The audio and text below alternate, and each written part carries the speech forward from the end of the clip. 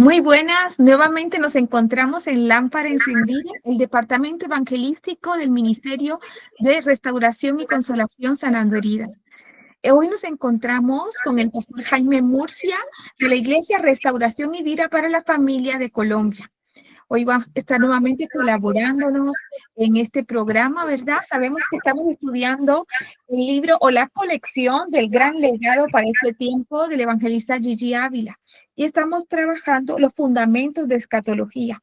Entonces hoy va a estar presentándonos 3 clases, pero antes de comenzar con las clases, Pastor Jaime, nos gustaría que nos comentara un poquito del ministerio, nos hablara un poquito dónde están ubicados, los horarios, que nos contara un poquito de en qué ciudad se encuentran y todo sobre ustedes. Adelante, por favor, pastor. Hola, Dios te bendiga. Un saludo muy especial acá desde Colombia, específicamente Departamento Norte de Santander, Cúcuta, conocida como la Perla del Norte, una tierra hermosa, una ciudad preciosa, calurosa, gracias a Dios, con un clima muy agradable. Y bueno, estamos acá pastoreando por la gracia de Dios. Llevamos ya más de 12 años con mi esposa trabajando en esta ciudad. Antes estuvimos haciendo ministerio y el Señor nos tiene ahora acá en Cúcuta pastoreando. Nosotros somos de acá de Colombia, la capital de Bogotá, con mi esposa, y estamos desarrollando un ministerio, restauración y vida para la familia, con enfoque familiar. Hemos estado haciendo un trabajo con los hogares, hombres, mujeres, jóvenes, niños, a través de encuentros, grupos familiares en las casas. Y bueno, Dios nos ha bendecido de una manera preciosa. Hemos visto el respaldo de Dios en todo el trabajo ministerial. Entonces, estoy agradecido contigo por la oportunidad también de poder compartir estos espacios que son tan edificantes acerca de temas tan importantes como la parte escatológica, los tiempos del fin, que son temas que la iglesia siempre debe conocer, debe estar al tanto. Entonces, gracias por esa oportunidad, Arlet. Iniciamos ya entonces con la charla de una vez. Sí, señor. Ok, Adelante. bueno, hoy vamos a arrancar con el tema que hace referencia a lo que es el regreso del pueblo judío. Hagamos una oración, pongamos este tiempo en las manos de Dios. Padre, en el nombre de Jesús, damos gracias, Señor, por este tiempo, por la oportunidad que nos da de estar reunidos en tu nombre a través de esta plataforma. Bendecimos cada persona que hoy se dispone a escuchar tu palabra, tu enseñanza. Te pedimos que nos hables, nos enseñes a través de tu palabra. Déjanos entender, Señor, estos tiempos que estamos viviendo y todo lo que viene para la iglesia y todo lo que viene para el mundo, Señor. Sabemos que tú nos hablas y nos muestras a través de tu palabra. Nada es escondido, Señor. Todo está ahí en tu palabra. Y tú abres el entendimiento y nos revelas los tiempos y los momentos y los espacios que estamos viviendo.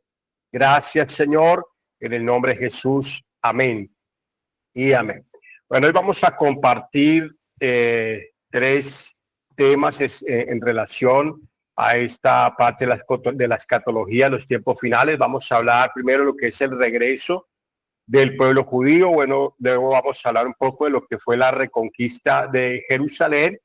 Y vamos a culminar con lo que fue la conquista a la luna, el primer viaje del ser humano a la luna. Entonces, empecemos con lo que es el regreso del pueblo judío.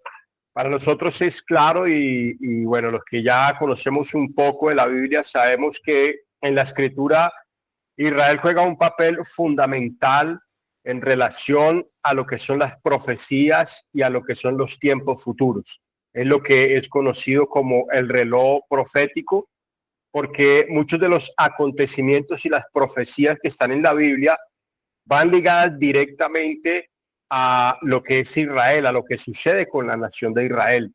Entonces, por eso muchos estudiosos en la parte profética han tomado a Israel como una señal, como una base, un fundamento, un reloj para ir determinando los tiempos de lo que ha ido sucediendo y lo que viene para los tiempos del fin.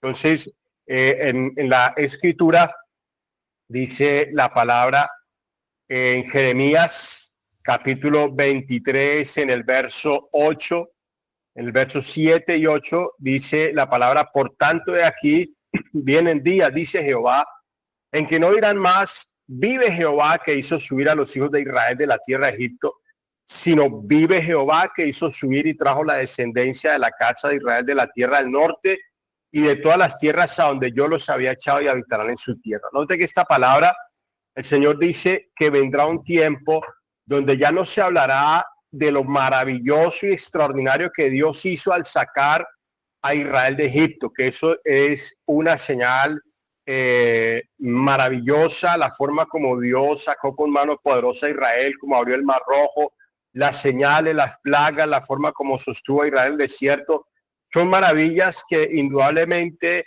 no se han visto en ninguna época de la humanidad, mas sin embargo el Señor dice que viene algo más grande que eso. Dice, vendrá un tiempo donde no se hablará y se dirá todo lo maravilloso que Dios hizo en Egipto, sino que viene algo más extraordinario porque se dirá cómo el Señor trajo a toda la casa de Israel del norte y de todos los lugares de la tierra donde los había echado para reunirlos en su casa. Y eso hace referencia a que vendrá un tiempo, que es esta época, donde se hablará de una manera tremenda y extraordinaria cómo el Señor volvió a reunir a su pueblo después de haber sido dispersados por todas las naciones de la tierra. Dios en su misericordia y con mano poderosa los hizo nuevamente reunir en su tierra. Dice también Deuteronomio 33, dice, entonces Jehová hará volver a tus cautivos y tendrá misericordia de ti y volverá a recogerte de entre los pueblos donde te hubiera esparcido Jehová. Note que esto está en Deuteronomio, es decir, cuando Moisés todavía está hablando al pueblo de Israel y ya está profetizando lo que serían los tiempos finales. También dice Ezequiel en el capítulo 36, en el verso 24, dice, y yo os tomaré de las naciones y os recogeré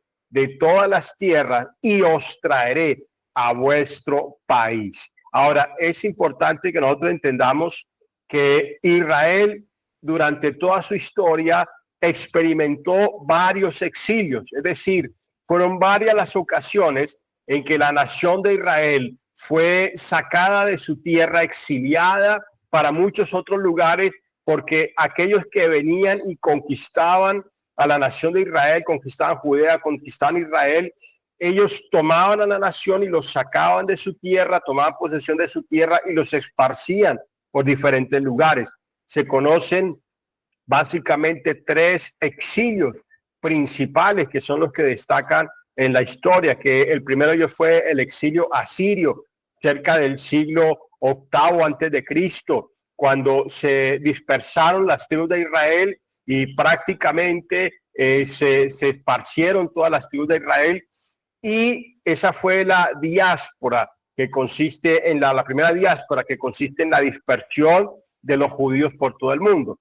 Luego vino otro segundo exilio también muy reconocido, que fue el exilio babilónico, cerca del siglo VI antes de Cristo, donde Judá fue llevado cautivo por los babilonios, lo que resultó en una destrucción del templo, resultó en la deportación de toda la población a Babilonia. Nabucodonosor llevó a la nación al exilio. Este exilio duró cerca de 70 años, que fue la profecía del profeta Daniel. Pero después vino otro exilio. Cabe resaltar que después de estos exilios, Israel volvía nuevamente a su tierra, volvía a retornar a su tierra. Luego viene el exilio romano, que fue en el siglo I después de Cristo, tras la revuelta judía contra Roma. El pueblo judío fue dispersado de su tierra por los romanos. Ahí ya fueron los romanos los que se encargaron de hacer este exilio. Eso fue cerca del año, después del año 75, el año 70 más o menos, después de Cristo, cuando se produjo este exilio. Y es el más largo en toda la historia de Israel, porque es un exilio de casi 2000 años.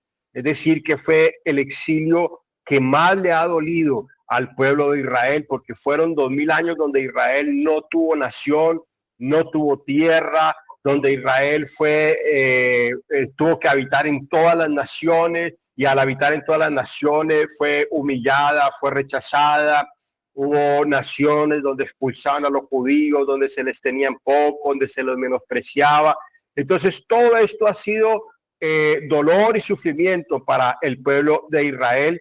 Pero fíjense lo tremendo de esto, hermano, que la nación de Israel es la única nación, la única raza en todo el mundo que ha sobrevivido, contando estos 2000 años y los años anteriores, cerca de 2600 años de exilios, donde fueron dispersados por todas las naciones, por todos los territorios del mundo, pero a pesar de eso, nunca perdieron su identidad, mantuvieron su identidad como pueblo, y cuando volvieron y retornaron a su tierra, retomaron nuevamente sus principios, sus costumbres. Esto es algo que solamente Dios lo puede hacer. ¿Cuántas tribus, cuántos pueblos desaparecieron, civilizaciones desaparecieron en guerras, en tantos acontecimientos, y simplemente no quedó más sombra ni muestra de su existencia, quedaron en el pasado?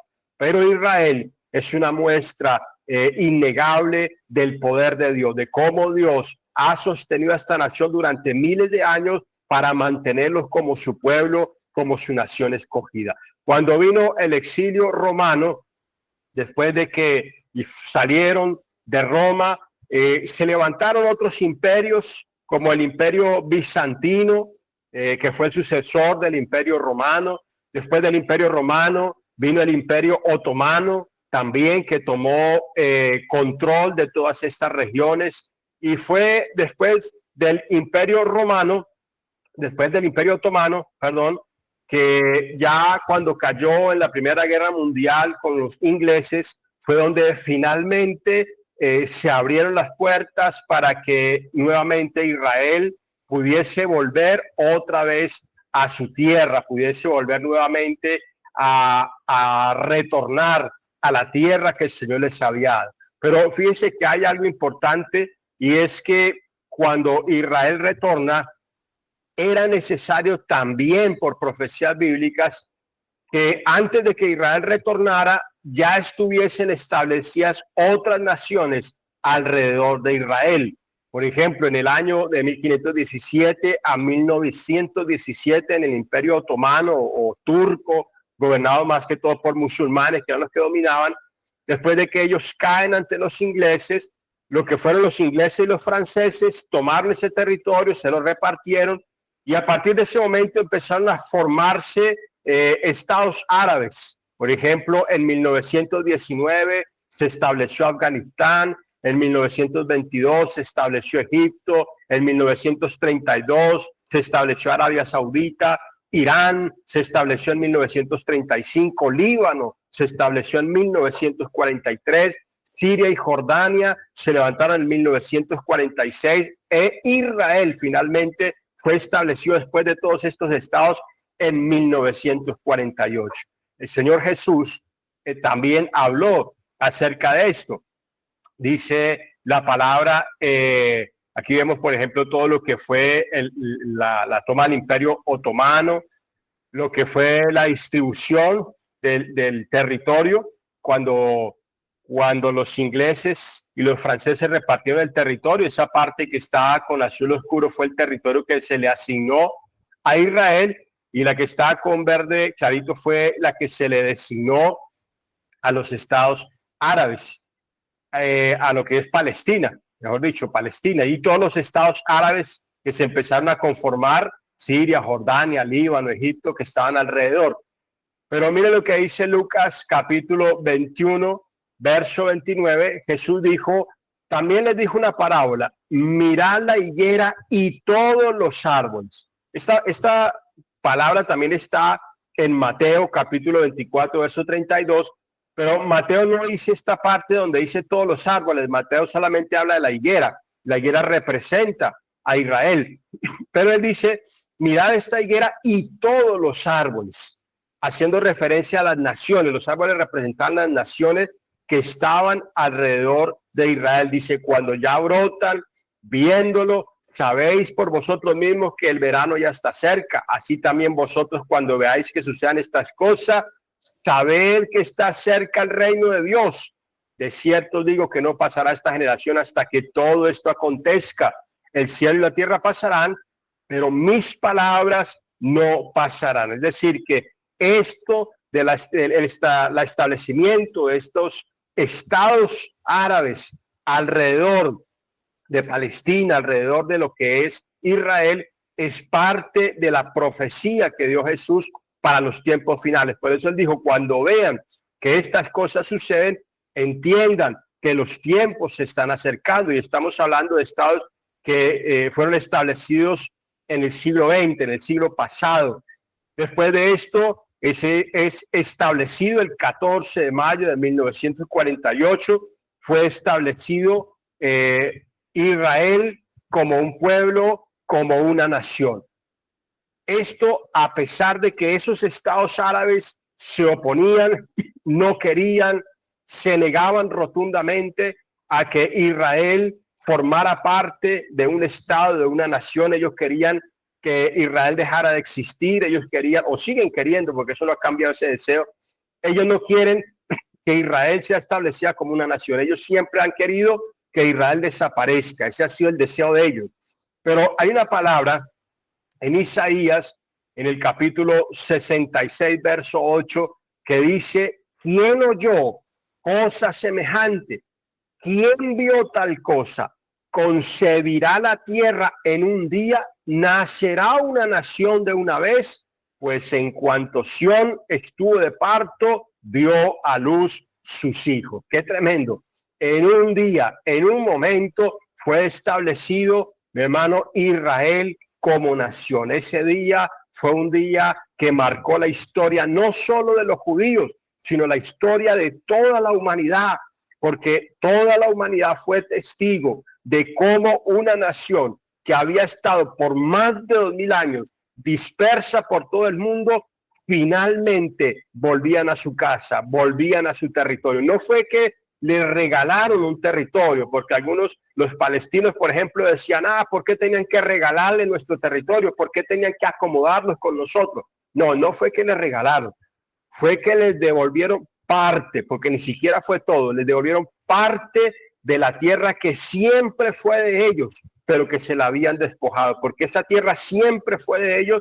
Desde que Dios le dio la promesa a Abraham, esa tierra siempre le ha pertenecido a Israel, pero al paso del tiempo, de la humanidad, los diferentes imperios que se fueron levantando, fueron tomando posesión de esa tierra, pero hasta que después de casi 2000 años, finalmente Israel tomó posesión de la tierra que siempre había sido de ellos. Y la promesa del Señor es que nadie podría sacarlos de esa tierra, porque una vez que Israel fue establecido como nación, automáticamente, en cuestión de días, todas las naciones alrededor se levantaron en guerra para acabar con Israel. Eso fue automático, no fue sino que Israel se decretara como nación e inmediatamente ejércitos de Egipto, Líbano, Jordania, Irak, todos ellos automáticamente empezaron guerra.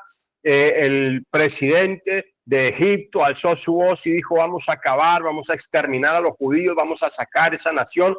Pero mi hermano, en ese primer año, el primer año estableció Israel, Israel peleó y venció a todas las naciones que se levantaron contra ella. Y hasta el día de hoy, todas las naciones que se han levantado contra Israel han sido derrotadas, porque hay una palabra profética que está en Amós, capítulo 9, verso 14, donde el Señor dijo, y traeré del cautiverio a mi pueblo Israel, y edificarán ellos las ciudades asoladas y las habitarán, plantarán viñas, beberán del vino de ellas y harán huertos y comerán el fruto de ellos, pues los plantaré sobre su tierra y nunca más, note esa palabra, nunca más serán arrancados de su tierra que yo les di, ha dicho Jehová Dios tuyo. Es decir, ya Dios dejó establecido que no habrán más exilio.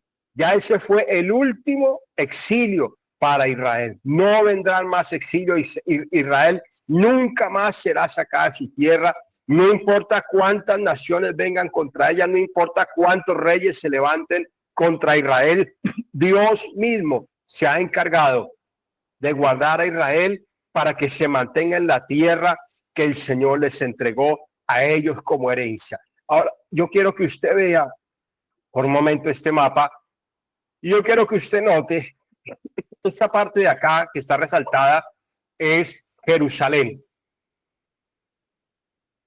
Cuando a Israel se le entregó, se dividió toda esta parte azul, se le entregó a Israel, los ingleses repartieron esta tierra y dijeron, bueno, vamos a dejar esto a Palestina y vamos a dejar esta parte azulita, se la vamos a dejar a Israel. No estaba incluida Jerusalén. Jerusalén seguía siendo de los palestinos. Pero ¿qué sucede?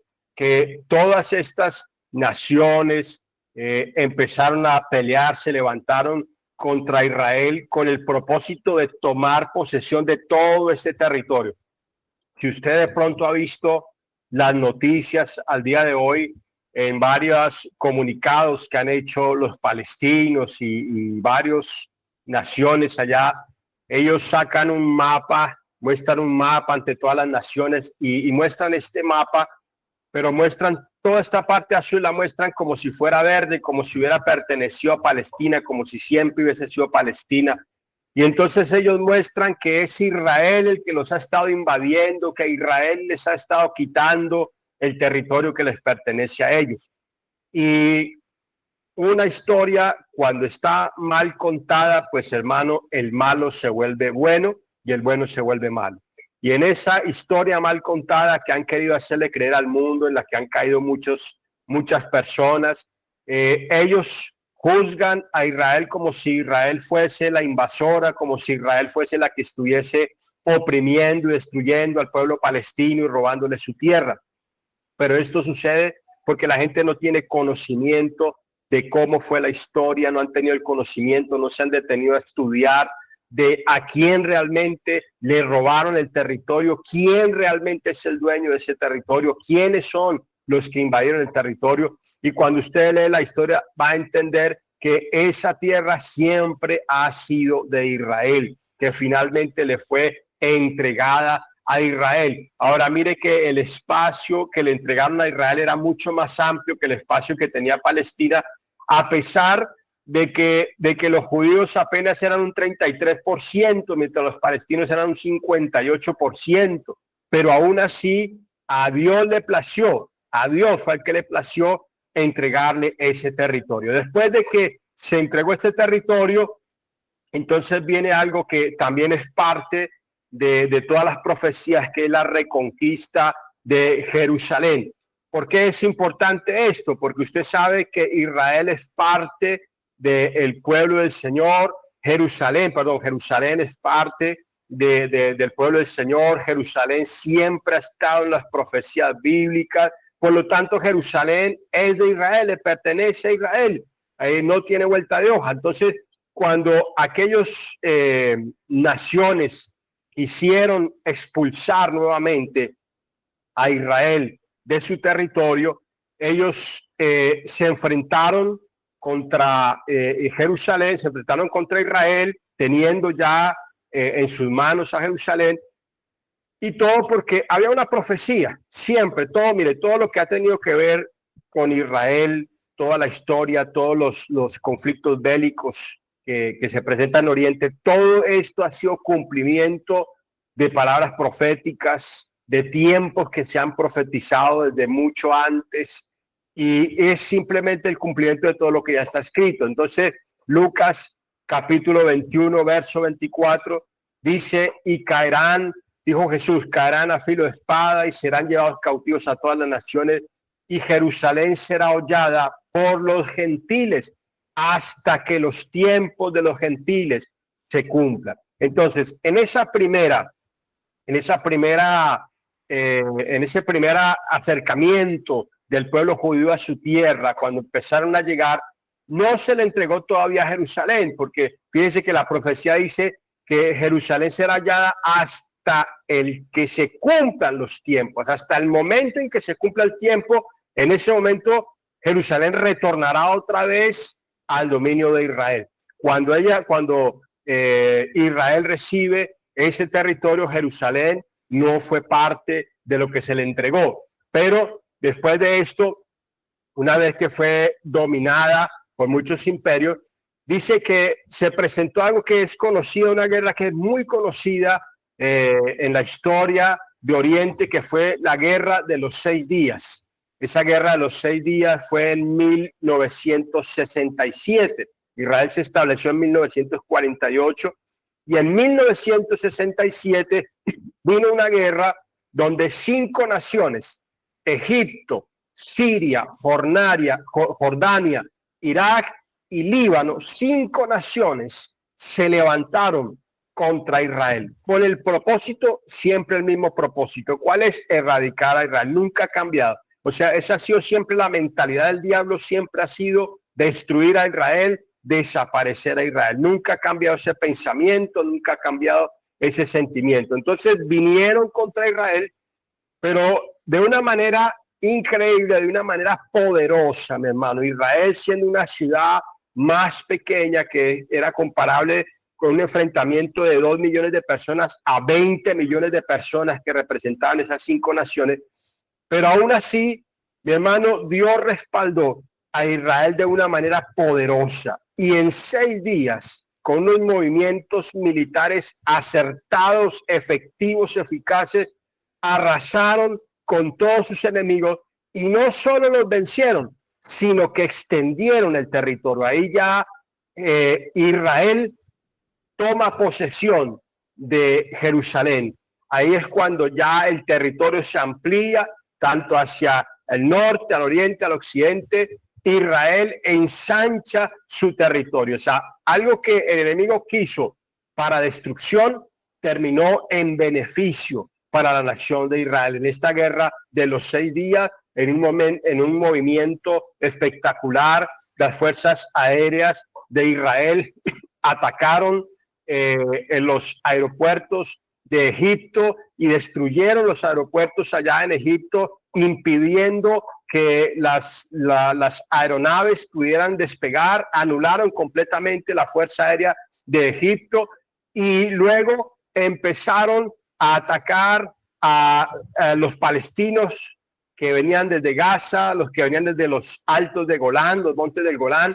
Empezaron a atacarlos, hicieron retroceder a todos de una manera poderosa, y todo esto tiene que ver con el respaldo que Dios siempre le ha dado a Israel. Dice la palabra en Zacarías, estas son imágenes de lo que fue la guerra de los 6 días, que fue ejecutada en un lapso, o sea, en 6 días se ganó la guerra, pero la guerra duró en sí cerca de 10 días, pero a los 6 días ya prácticamente Israel había sometido a todos sus enemigos. Zacarías capítulo 12, versos 5 y 6, mire esta palabra, dice: y los capitanes de Judá dirán en su corazón, tienen fuerza los habitantes de Jerusalén en Jehová de los ejércitos, su Dios. En aquel día pondré a los capitanes de Judá como brasero de fuego entre leña, como antorcha ardiendo entre gavillas, y consumirán a diestra y a siniestra a todos los pueblos alrededor, y Jerusalén será otra vez habitada en su lugar, en Jerusalén. Mire que esta profecía ya habla específicamente de Jerusalén, ya está hablando de la toma de Jerusalén, pero habla de la osadía que Dios iba a poner en los soldados, de la osadía que Dios iba a colocar en todos aquellos que iban a librar esta batalla. Esa batalla físicamente era imposible de ganar por la diferencia numérica entre los ejércitos, por la potencia militar tan diferente que había. Entonces, Israel no tenía chance, militarmente no tenía chance de poder enfrentar estos 5 ejércitos. Pero la mano de Dios dio tanta destreza, tanta habilidad a los soldados, a los generales del ejército israelí, que ellos pudieron enfrentar a los enemigos y hacerlos retroceder, hacerlos correr despavoridos de una manera tremenda. Mire esta otra palabra que dice en Zacarías capítulo 12, verso 8, dice: en aquel día Jehová defenderá al morador de Jerusalén. El que entre ellos fuere débil, en aquel tiempo será como David. Note eso. El más débil iba a ser como David. ¿Y quién fue David? Hermano, David fue un guerrero que acabó con gigantes, mataba gigantes. David fue un asesino de gigantes. David fue un hombre que recuerda los cánticos cuando David fue capitán de los ejércitos, que decían, Saúl mató a 1000, David a sus 10,000. David tenía una fama de una potencia tremenda en el arte de la milicia. Y aquí en la profecía dice que el más débil de los soldados sería como David. Entonces, si eso sería el más débil, ¿cómo sería el más fuerte? Y la casa de David como Dios, como el ángel de Jehová delante de ellos. Quiero decirle que por testimonios de recogidos que han quedado documentados en la historia, testimonios de soldados israelíes que libraron esta batalla de Jerusalén tan difícil, tan cruenta, ellos contaban que llegaron a ver un hombre o una imagen, una luz luminosa como un ángel que avanzaba delante de ellos y hacía que los enemigos retrocedieran despavoridos. Y eso, mi hermano, es el cumplimiento de esta palabra. Cuando dice el ángel de Jehová delante de ellos, fue Dios mismo quien tomó a estos hombres y les dio la capacidad, les dio el potencial para poder conquistar una guerra que era imposible ganar en sus fuerzas. Usted recordará que algo similar sucedió con Josué, cuando el Señor le dio a Josué la victoria sobre 5 ejércitos que se juntaron contra ellos y que el Señor les dijo que se los entregaban en las manos. Y así fue. Todos aquellos reyes cayeron ante Josué y ante el pueblo porque Dios estaba con ellos. Así también sucedió en la reconquista de Jerusalén. El Señor, con el ángel suyo delante de ellos, hizo que sus enemigos huyeran delante del pueblo de Israel. Hay un testimonio del general Moshe Dayan, que lo coloqué aquí en esta imagen. Este personaje que viene aquí caminando en el centro, él es el general Moshe Dayan, quien comandó el ejército de Jerusalén en la incursión, el ejército israelí en la incursión a Jerusalén. Cuando llegaron allá, yo quiero que usted trate de imaginar el momento.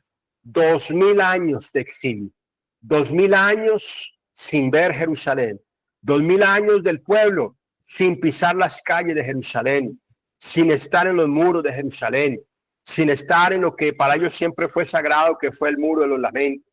Después de 2000 años, cuando los soldados pisan Jerusalén, entran a Jerusalén victoriosos, vencedores, muchos de ellos se lanzaron a los muros, lloraron, porque fue un momento muy importante para ellos.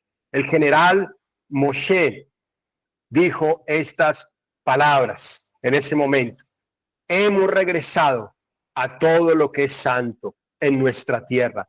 Hemos regresado para que nunca más nos separen de nuevo. Fueron palabras que conmovieron a toda la nación de Israel. Israel finalmente tenía a Jerusalén. Era como aquel hombre que tenía esa perla de gran precio. Israel nuevamente volvía a pisar su ciudad santa, su ciudad sagrada. Eso fue una de las grandes conquistas que el Señor le concedió a la nación de Israel. Zacarías capítulo 12, verso 9 dice: y en aquel día yo procuraré destruir a todas las naciones que vinieren contra Jerusalén. Fíjese, mi hermano, que hasta el día de hoy nunca ha dejado de haber guerra contra Israel, siempre, continuamente. Usted debe estar al tanto de lo que es el conflicto actual allá en Oriente, en Palestina. Está al tanto de cómo las naciones hoy están en contra de Israel, juzgan, señalan a Israel, que son genocidas, que están destruyendo, que están robando, que están saqueando. Muestran a Palestina como las víctimas, muestran a Palestina como las personas que están siendo subyugadas, destruidas por Israel. y ante todas esas noticias, la manera como la cuentan, mostrando siempre a Israel como los enemigos, pues simplemente la gente, las naciones se están volviendo contra Israel. Pero no importa cuántas naciones se lleguen a juntar contra Israel, siempre debemos entender que esta palabra se cumplirá. Dios destruirá a todas las naciones que vinieren contra Jerusalén. Cuando se presentaron los conflictos en Oriente, cuando vino la separación, la división, la asignación de territorio, esa parte que hoy conocemos como Gaza, esa parte fue tomada por lo que hoy conocemos como Hamas. Ese grupo terrorista subió al poder, y después de que Hamas sube al poder, se vuelve más cruda todavía los ataques hacia Israel. Nunca cesaron los ataques, nunca han cesado los ataques. Siempre han habido ataques contra Israel. De una o de otra manera, por un lado o por otro, Israel siempre ha sido atacada. En búsqueda de esa protección, Dios ha levantado a Israel con una inteligencia tremenda en la parte militar, con una capacidad tremenda para diseñar armas, una capacidad tremenda para lo que es la ingeniería, la protección. De ahí surgió la cúpula de hierro, que es un arma tremenda para detectar misiles, para anularlos en pleno vuelo, para impedir que impacten en la ciudad. Y todo esto ha sido por mano de Dios. Israel ha sido una nación muy próspera, a pesar de tantos ataques. Uno puede pensar cómo una nación que continuamente está sufriendo ataques por todos lados, por diferentes naciones, puede prosperar. Uno diría, bueno, tienen que estar a toda hora defendiéndose. ¿Quién prospera así? Pero lo que usted ve hoy de Israel es algo que solo Dios lo puede hacer. Es una de las potencias militares. Israel es una de las naciones que más científicos tiene en este momento. Es una de las naciones que ha aportado más al desarrollo cultural, al desarrollo científico del mundo, porque muchas de las aplicaciones que usted hoy usamos en celulares, que se están usando de diferentes maneras, han sido diseñadas por Israel, por la nación de Israel.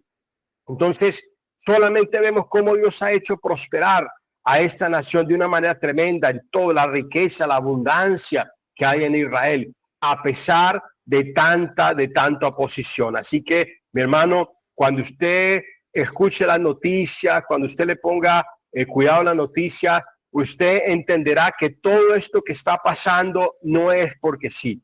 Todo esto sucede porque es parte del cumplimiento de las profecías. Es parte de lo que ya está escrito en la palabra, cuando las naciones querrán levantarse para sacar nuevamente a Israel, para volver a tomar posesión del territorio. Pero recuerde siempre recuérdelo, mi hermano, que el Señor estará en contra de todas las naciones que quieran venir contra Jerusalén. Yo creo que usted se ha dado cuenta que por naturaleza todos los gobiernos de izquierda están en contra de Israel.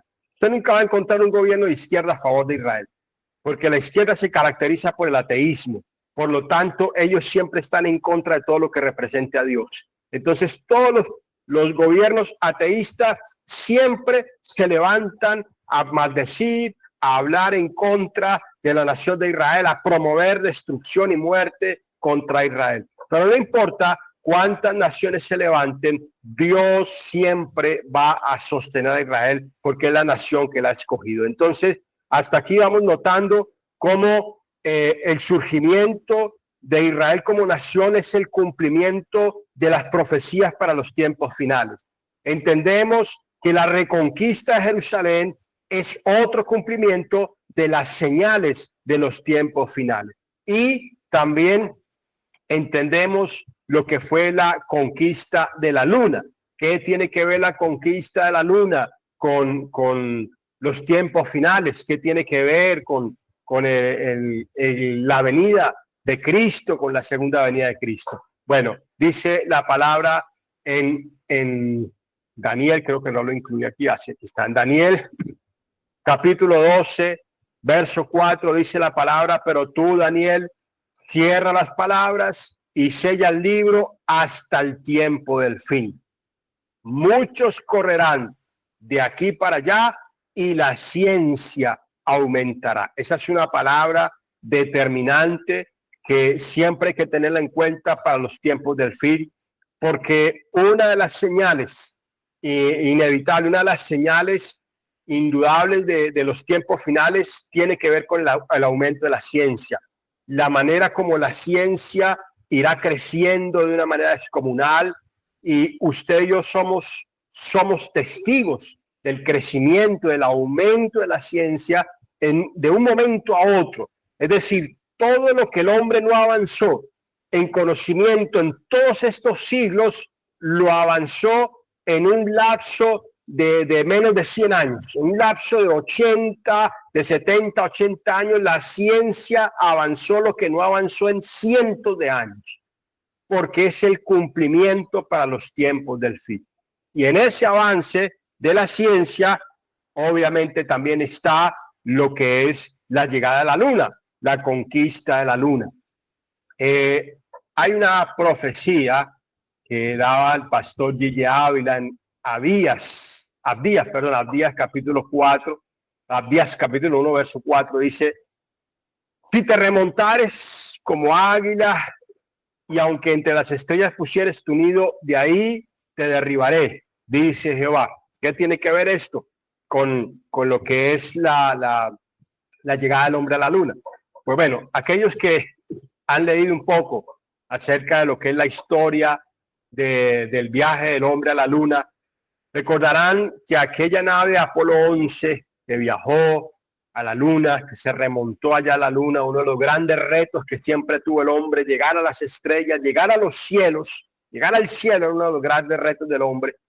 Y cuando llega allá y pisa la luna, resulta que ese módulo lunar, ese módulo de alunizaje, que lo coloqué aquí en la fotico, este módulo de alunizaje fue llamado el Águila. Ese fue el nombre que se le dio, el Águila, nombrado así por la insignia del águila calva que tenía la misión, tenía un águila como insignia. Entonces se denominó el Águila. Y una de las frases icónicas cuando llegó esta nave a la luna fue: el águila ha aterrizado. Fue una de las frases icónicas. El águila ha aterrizado. Cuando se escuchó esa palabra, se entendió que el hombre pisó la luna. El hombre llegó hasta la luna. Y esto demarca, mi hermano, un cumplimiento profético también. Dice la escritura que leíamos ahí en Abdías. Dice: si te remontares como el águila.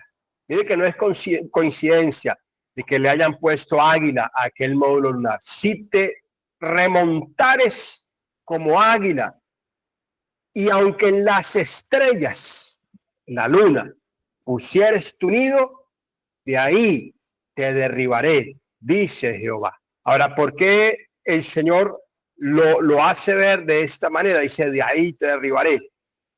Yo no sé si usted recuerda, mi hermano querido, lo que habla la Biblia acerca de la Torre de Babel. ¿Cómo nació la Torre de Babel? ¿Cómo surgió la Torre de Babel? Lo describe la palabra ya en Génesis 11. La Torre de Babel surge porque el Señor había dado instrucciones al hombre, le había dicho que crecieran, se multiplicaran y poblaran la tierra. Ese era el propósito de Dios, que los hombres se esparcieran por toda la tierra y que llenaran la tierra. Ese era el propósito. Pastor, el micrófono, por favor.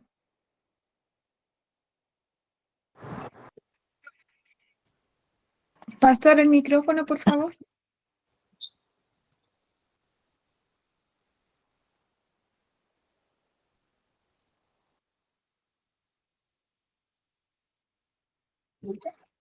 Está súper interesante esta clase. ¿Ahí? Adelante. Sí, señor. ¿Sí? Ahora sí. Sí, señor.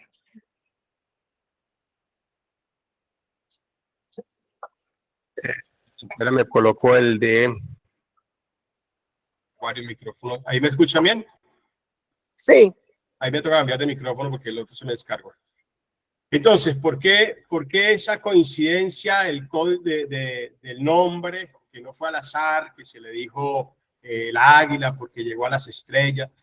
Porque en el corazón del hombre siempre ha estado querer llegar al lugar de Dios. Qué tremendo, hermano. Porque es lo que el diablo ha puesto en el corazón del hombre. Yo no estoy hablando que sea malo que el hombre llegó a la luna, que sea demoníaco. No estoy hablando de eso. Yo quiero que entendamos es lo que hay en el corazón del ser humano que nunca ha cambiado, nunca ha pasado eso. El hombre, mi hermano, desde el Génesis allá, cuando el Señor le dijo que se expandieran, que llenaran la tierra, el hombre se envaneció en su corazón y dijo, no nos vamos a esparcir, vamos a estar aquí todos juntos. Y para que no nos perdamos, entonces vamos a levantar una torre que llegue hasta el cielo. Mira el pensamiento, que llegue hasta el cielo. Porque el diablo, recuerde que fue echado al cielo porque quiso ocupar el lugar de Dios, el trono de Dios. Entonces, ese pensamiento hizo que Dios mismo descendiera. Dice la palabra que Dios tuvo que descender y hacer que cesara ese trabajo que estaba haciendo el hombre, porque no era la voluntad de Dios. Ese no era el propósito de Dios. El hombre se salió del propósito de Dios. Dios le dio al hombre sabiduría, Dios le dio al hombre inteligencia, Dios le dio al hombre la capacidad de crear, de diseñar muchas cosas, pero el hombre tomó eso que Dios le dio y lo torció por la vanidad de su corazón. Entonces su corazón se envanece y quiere llegar a ocupar el lugar de Dios. Ahora, el Señor habla de que ese deseo de llegar a los cielos nunca ha cambiado. Cuando el hombre llega a la luna, ese deseo en el hombre de ser como Dios sigue manteniéndose. La ciencia, porque yo recalco la parte de la ciencia, porque la ciencia, mi hermano querido, a pesar de que avanza, a pesar de que la ciencia crece, y es porque Dios le ha dado al hombre la sabiduría, la inteligencia para todo lo que hace, y no es que la ciencia sea mala, no, la ciencia es algo que ayuda, y Dios se la dio, Dios se la dio al hombre para que el hombre pudiera crear y diseñar muchas cosas, pero fíjense cómo el hombre ha ido torciendo con la misma ciencia lo que Dios ha hecho. Después de que el hombre llega a la luna, la ciencia no se detiene. Y luego el hombre empieza a avanzar en la ciencia, empiezan a surgir lo que son las clonaciones, empiezan a surgir lo que son los cruces entre diferentes especies, las mutaciones. Empieza el hombre a querer tomar el lugar de Dios. Ya el hombre piensa que puede tener la capacidad de dar vida como lo da Dios. Eso es absurdo. El hombre jamás será igual a Dios.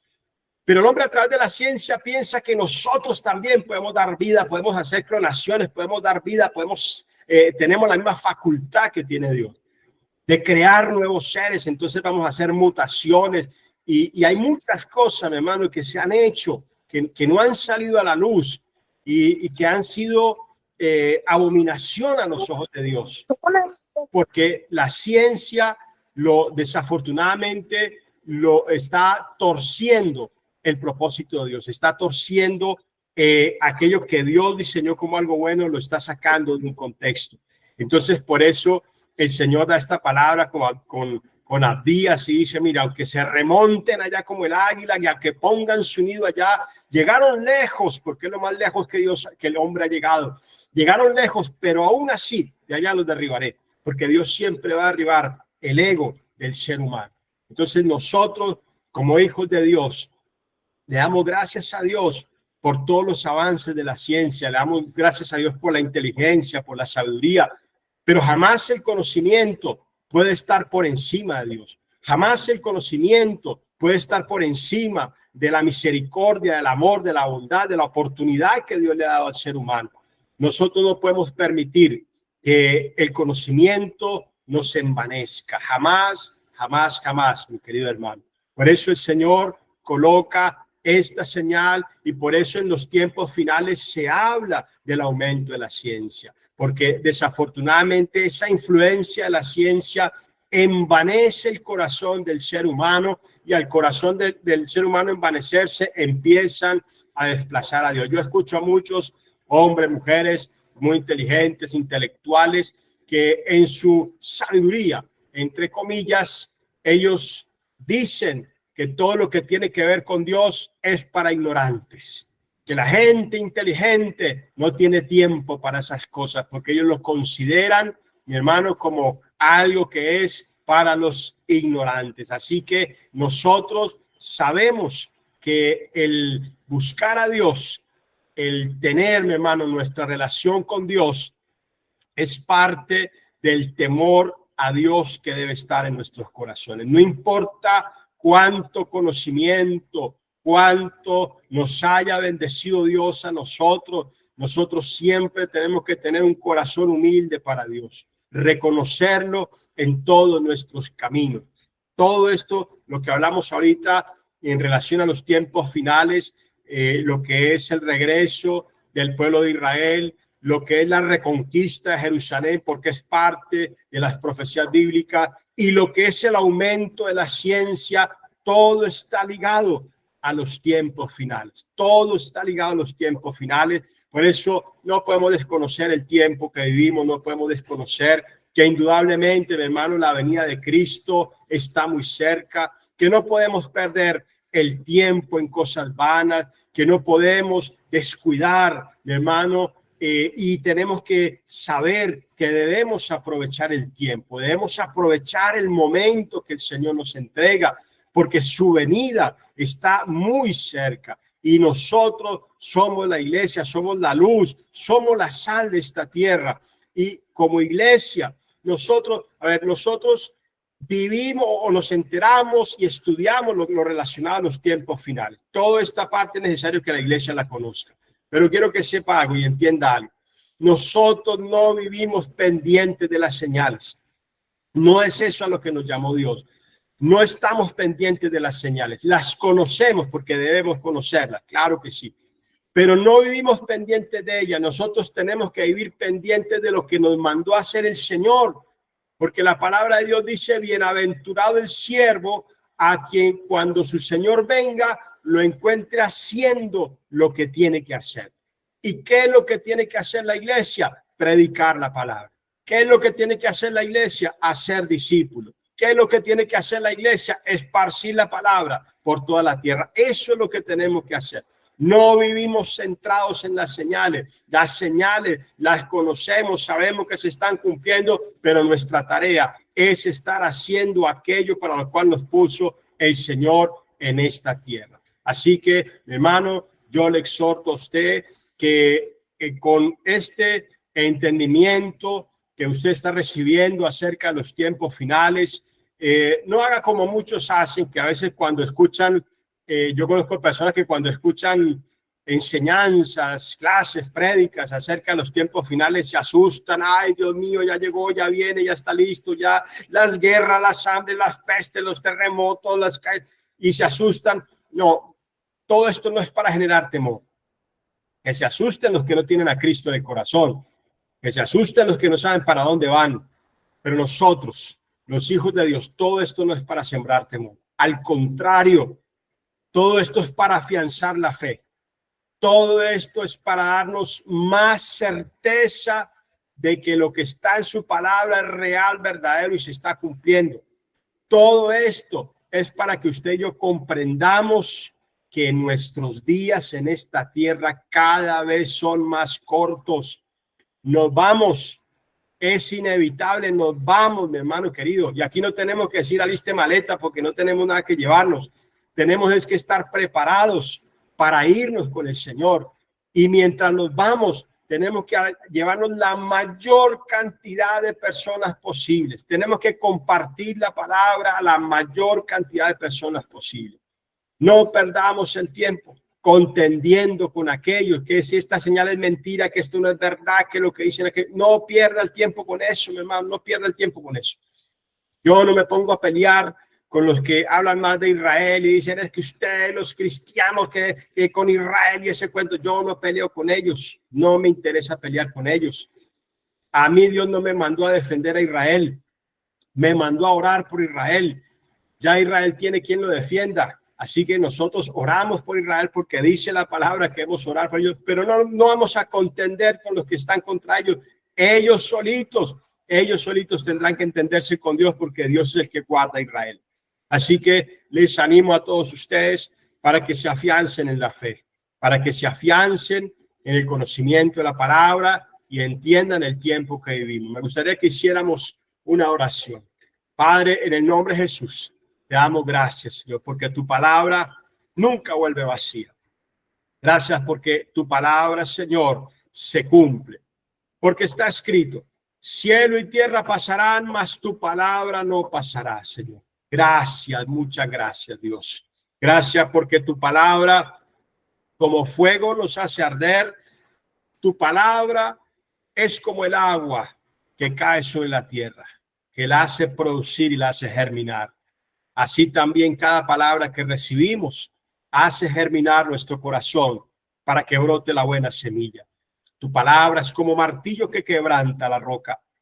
Tu palabra es como fuego que hace arder, Señor, como espada que penetra hasta partir el alma, el espíritu, los tuétanos y las coyunturas. Gracias por tu palabra, Señor, en el nombre poderoso de Jesús. Amén y amén. Gloria a Dios. Gracias a todos ustedes por el tiempo que nos ha prestado para esta enseñanza. Mi hermana Arlette. Muchas gracias, pastor. Muchas gracias. Esto está